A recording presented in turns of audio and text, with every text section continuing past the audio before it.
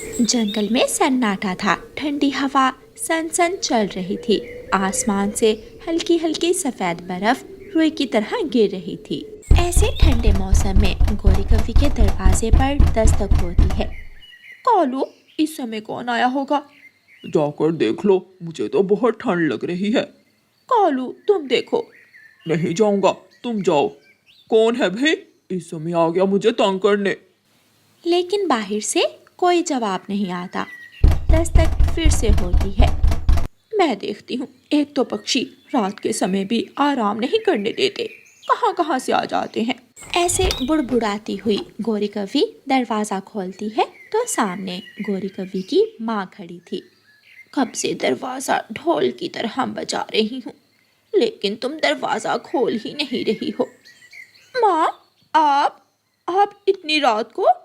आए आए, अंदर आ जाएं। गोरी कव्वी अपनी माँ को घर में ले जाती है। गोरी की माँ अपना बैग एक तरफ रखती है। रास्ते में ऑटो खराब हो गया था, इसलिए बहुत देर हो गई।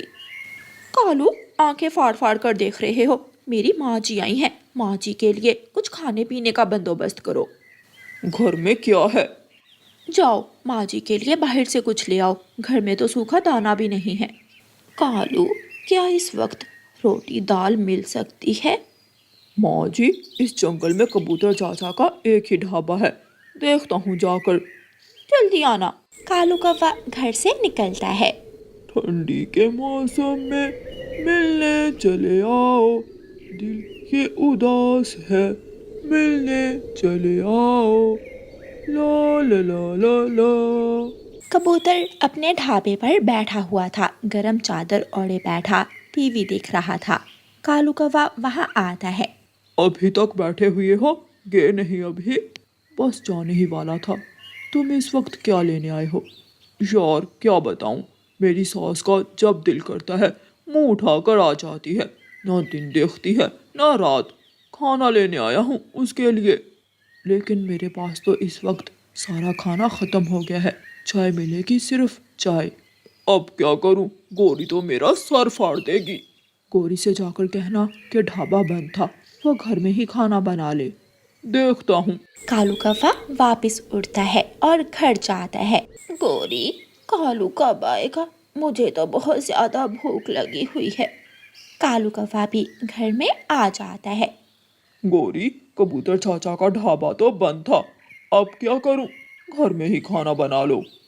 घर में क्या है? ना सब्जी, ना दाल, ना रोटी। अगर तुमने मुझे कुछ लाकर दिया होता तो बनाती।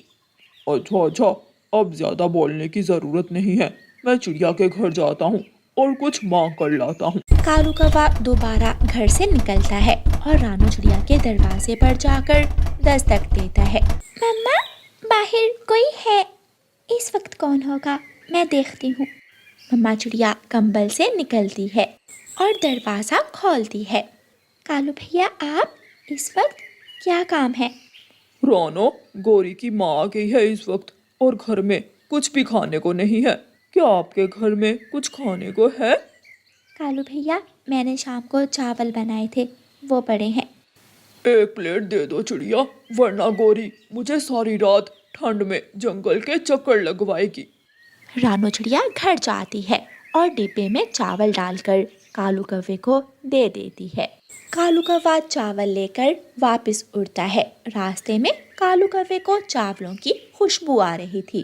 कालू कौवा एक जगह रुकता है और डिब्बा खोलकर चावलों को देखता है। चावल तो बहुत स्वादिष्ट लग रहे हैं, क्यों ना मैं इनमें से आधे चावल खा लूं। कालू कौवे को भूख लगी हुई थी, वो चावल खाने लगता है। कौवे को पता ही नहीं चलता कि सारे चावल खत्म हो जाते हैं।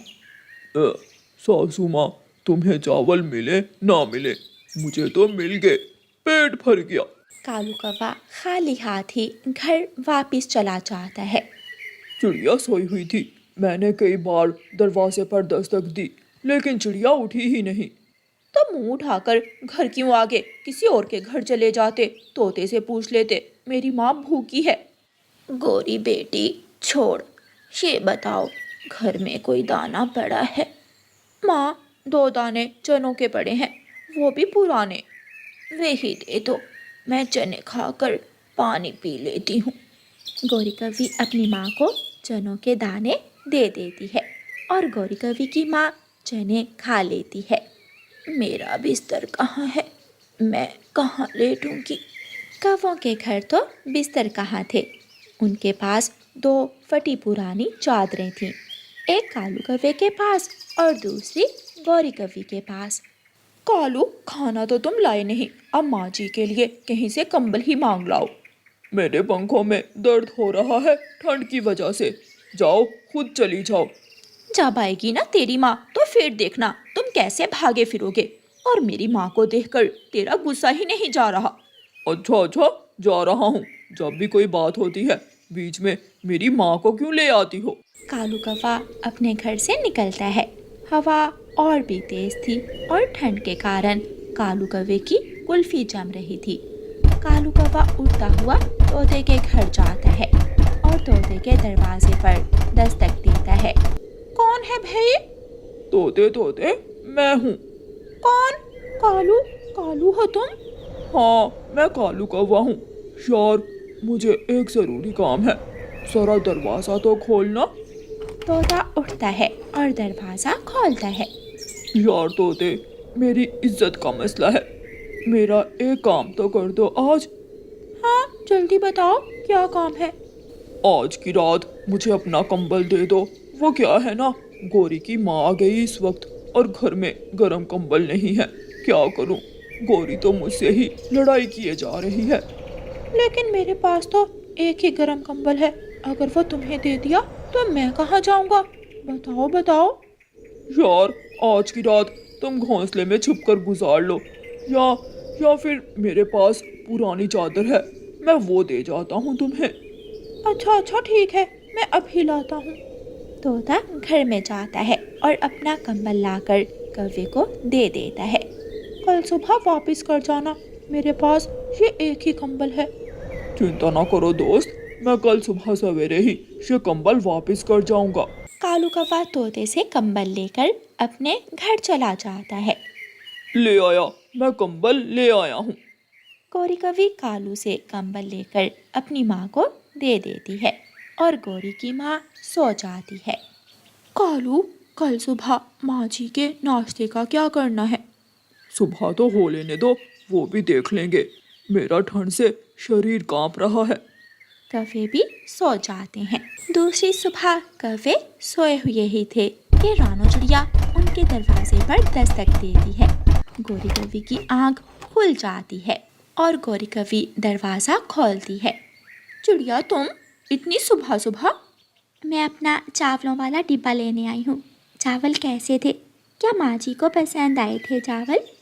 चावल? कौन से चावल और कौन सा डिब्बा? वही डिब्बा जिसमें रात को कालू मेरे घर से चावल लेकर आया था आपकी माँ जी के लिए। लेकिन कालू घर तो कुछ नहीं लाया। तो फिर रास्ते में बैठकर खा लिए होंगे। अच्छा, जब कालू उठे तो उसे कहना कि मेरा डिब्बा मुझे दे जाए। रानो चिड़िया चली जाती है। कालू, ओए कालू, उठ जरा। क्या है? मुझे सोने दो, बहुत नींद आ रही है। चिड़िया आई है बाहर, वो अपना चावलों वाला डिब्बा मांग रही है। ये सुनकर कालू कौवा झट से उठकर बैठ जाता है। कहाँ कहाँ है चिड़िया? मैं जाता हूँ, मैं देखता हूँ। वो चली गई है, अब तुझे मुझसे कौन बचाएगा? कालू कौवा भागता है, लेकिन गौरी कवि झाड़ू उठाकर कालू कौवे की पिटाई शुरू करती है। कालू कौवा घर से निकल जाता है। गौरी भी कालू कौवे के पीछे लग जाती है और कालू कौवे को ठंडे ठंडे मौसम में पूरे जंगल की सैर करवाती है। कौवे हर मुश्किल वक्त में ऐसे मांग तांग कर वक्त गुजार लेते थे, लेकिन कभी भी वो अपने भविष्य की चिंता नहीं करते थे। इसलिए कौवों को हर बार शर्मिंदा होना पड़ता था, जैसे आज गौरी कवि अपनी माँ के सामने शर्मिंदा हुई थी। प्यारे दोस्तों, इस कहानी को लाइक, अपने दोस्तों के साथ शेयर और चैनल को सब्सक्राइब करना बिल्कुल मत भूलना। आपका धन्यवाद। मिठू तोता तिनकों के घोंसले में रहता था।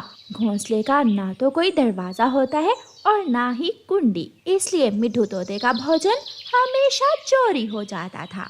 मैं मैंने अच्छी तरह अपने पके हुए अमरूद को छुपा दिया है, अब कोई भी मेरा अमरूद ढूंढ नहीं पाएगा। मिठू तोता अपना अमरूद छुपाने के बाद भोजन लेने जंगल निकल जाता है।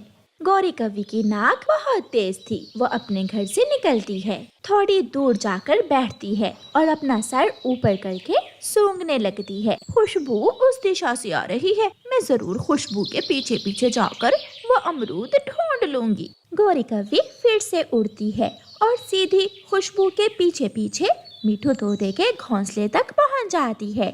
तू जंगल में चाहे जहाँ भी छुपेगा, तुझे तेरी खुशबू से पहचान लूंगी। अगर बंद हो जाएंगी मेरी आंखें, तुझे तेरे पत्तों से पहचान लूंगी। मेरा प्यारा मीठा मीठा अमरूद, बड़ी चोंच वाले, तू जहाँ भी छुपा कर रख ले इसे, मैं ढूंढ ही लूंगी। गौरी कव्वी वो अमरूद चुराती है और वहाँ से भाग जाती है। घर जाकर गौरी कव्वी वो अमरूद घोंसले में रखती है। मैं कालू जी को भी बुला कर ले आती हूँ, दोनों पति पत्नी मिलकर खाएंगे ये अमरूद। गौरी कव्वी अपने घर से निकलती है। कालू कौवा नदी पर सो रहा था। लाल पीला सुनहरी अमरूद, ये किसका है? काश काश ये मेरा होता, काश ये अमरूद मेरा होता। कालू उठो, क्या दिन में सपने देख रहे हो?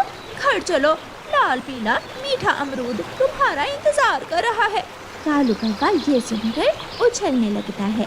मेरा सपना सच्चा हुआ, मैं खाऊंगा, मैं मीठा अमरूद जरूर खाऊंगा। कालू कौवा गौरी के साथ घर जाता है।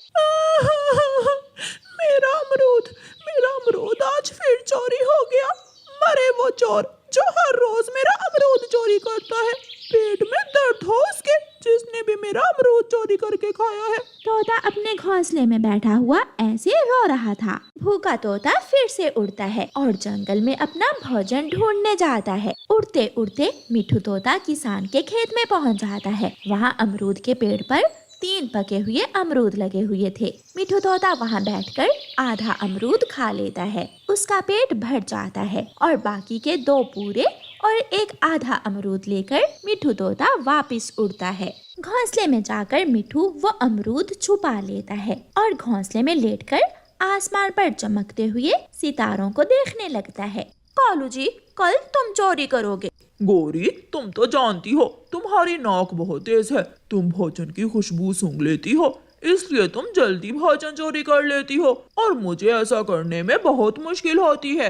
दोनों पति पत्नी चोर कव्वे बातें करते करते सो जाते हैं। सुबह हो जाती है। गौरी कव्वी उठ जाती है। तोता अपना आधा बचा हुआ अमरूद खा लेता है और बाकी के अमरूद लेकर चिड़िया के घर की तरफ जाता है। तोता चिड़िया के घर के दरवाजे पर दस्तक देता है। तोते भैया, क्या हुआ? आज आप सुबह सुबह ही, सब ठीक तो है? चिड़िया बहन, मेरे ये अमरूद आप अपने घर में छुपा लें, कोई चोर हर रोज मेरे अमरूद चुरा लेता है। तोते भैया, मेरे दरवाजे की भी कुंडी खराब है, लेकिन मैं ये अमरूद अलमारी में छुपा देती हूँ। चिड़िया बहन, मेरे घोंसले से ये अमरूद आपके घर में ज्यादा सुरक्षित है। रानो चिड़िया की ऐसी कहानियाँ सुनने के लिए YouTube सर्च बार में रानो चिड़िया की कहानी लिखें या फिर ये बटन दबाकर बोलकर कहें रानो चिड़िया की कहानी। मिठू तोता चला जाता है और थोड़ी देर बाद चिड़िया भी अपना भोजन लेने निकल जाती है। आज तो अमरूद की खुशबू दूसरी दिशा से आ रही है, लेकिन तोते का घोंसला तो सामने वाली दिशा में है। गौरी कव्वी उड़ती है और खुशबू की दिशा में जाती है। ये चिड़िया भी अमरूद खाने लगी है। छोटी चिड़िया, तू जितने भी अमरूद खा ले, तू कौन सा बड़ी होगी? घर का दरवाजा भी बंद है। गौरी कव्वी चिड़िया के घर के दरवाजे को हल्का सा धक्का देती है तो दरवाजा खुल जाता है और गौरी सीधी अंदर जाकर गिरती है। मर गई, कमबख्त, दरवाजा तो खुला ही था, पंख टूटने लगा था मेरा। फिर गौरी कव्वी सूंघती हुई अलमारी के पास जाती है और दोनों अमरूद निकालकर जल्दी से भाग जाती है। घर जाकर दोनों पति पत्नी पार्टी करते हैं और गीत गाते हुए झरने की तरफ निकल जाते हैं। तू मेरे साथ साथ, मैं तेरे साथ साथ, हम दोनों का है काम। कालू कौवा मेरा नाम, चोरी करना मेरा काम, चोरी करना मेरा काम, टन टना टन टन। काए काए। चिड़िया अपने घर वापस आ रही थी कि रास्ते में तोता बैठा चिड़िया का इंतजार कर रहा था। चिड़िया बहन, मैं आपका ही इंतजार कर रहा था। आज मुझे कहीं से भी भोजन नहीं मिला। आप मेरे रात वाले दोनों अमरूद मुझे दे दे। तोते भैया, आप मेरे साथ आ जाइए और अपने अमरूद ले ले। तोता चिड़िया के साथ जाता है। वो चिड़िया के घर पहुंच जाते हैं। तोते भैया, भोजन तो आज मुझे भी नहीं मिला। चिड़िया बहन, मेरा एक अमरूद आप खा लें, मैं कल और ले आऊंगा। चिड़िया अलमारी खोलती है तो अलमारी में एक भी अमरूद नहीं था। तोते तोते भैया, अलमारी में तो दोनों अमरूद नहीं है। मैं लुट गया। कोई यहाँ से भी मेरे अमरूद चुरा कर ले गया। नहीं छोड़ूंगा, इस बार तो मैं उसे नहीं छोड़ूंगा। तोते भैया, धीरज रखो। अब हमें योजना बनाना होगी और सोचना होगा कि हम किस तरह उस चोर को पकड़ सकते हैं। फिर चिड़िया और तोता लोहार के पास जाते हैं। लोहार पक्षी लकड़ी काट रहा था। लोहार लोहार, ये लो गेहूं के दाने और हमें एक ऐसा फंदा बना कर दो जिसमें फंसा हुआ पक्षी कभी छूट ना सके। कोई हर रोज हमारा भोजन चोरी कर लेता है। ऐसा फंदा दो जो चोर को नानी याद करवा दे। चिड़िया और तोते, ये फंदा बहुत मजबूत है। जो पक्षी इसमें फंसेगा उसे नानी तो क्या, दादी और नानी एक साथ याद आ जाएंगी। चिड़िया और तोता वो फंदा लेकर चले जाते हैं। फंदा तोते के घोंसले में रखकर तोता अमरूद ढूंढने निकल जाता है। बहुत मुश्किल से तोते को एक छोटा सा अमरूद मिलता है। तोते भैया, हो गया, अब आप जल्दी से मेरे साथ आओ और हम वहाँ पेड़ के पीछे छुप कर देखेंगे कि वो कौन चोर है। तोता और चिड़िया पेड़ के पीछे छुप जाते हैं। कालू जी, मेरी नाक मुझे बता रही है कि अमरूद है, कहीं तो पका हुआ अमरूद है। गोरी, मैं यहाँ बैठता हूँ, तुम जल्दी से वो अमरूद ढूंढ कर ले आओ, पार्टी करेंगे। गौरी कौवी खुशबू की दिशा में उड़ती है। वो तोते के घोंसले तक पहुँच जाती है। मेरे बड़ी चोंच वाले गंदे तोते भाई, तू अमरूद को बादलों में भी छुपा दे, मैं ढूंढ लूंगी। गौरी अपनी चोंच अमरूद पर मारती है तो फंदा खुल जाता है और गौरी की पूंछ फंदे में फंस जाती है। बचाओ बचाओ, मेरी पूंछ, मेरी पूंछ। जल्दी से उड़कर तोता और चिड़िया भी वहां पहुंच जाते हैं। फंस गई, काली कौवी फंस गई। आज मैं तुझसे सारे अगले पिछले हिसाब बराबर करूंगा। तोता अपनी तेज चोंच से गोरी को मारने लगता है। गोरी कौवी किसी न किसी तरह वहां से छूटकर भागती है, लेकिन उसकी पूंछ टूटकर फंदे में ही रह जाती है। मगर फिर भी गोरी पीछे मुड़कर नहीं देखती। चिड़िया और तोता हंस रहे थे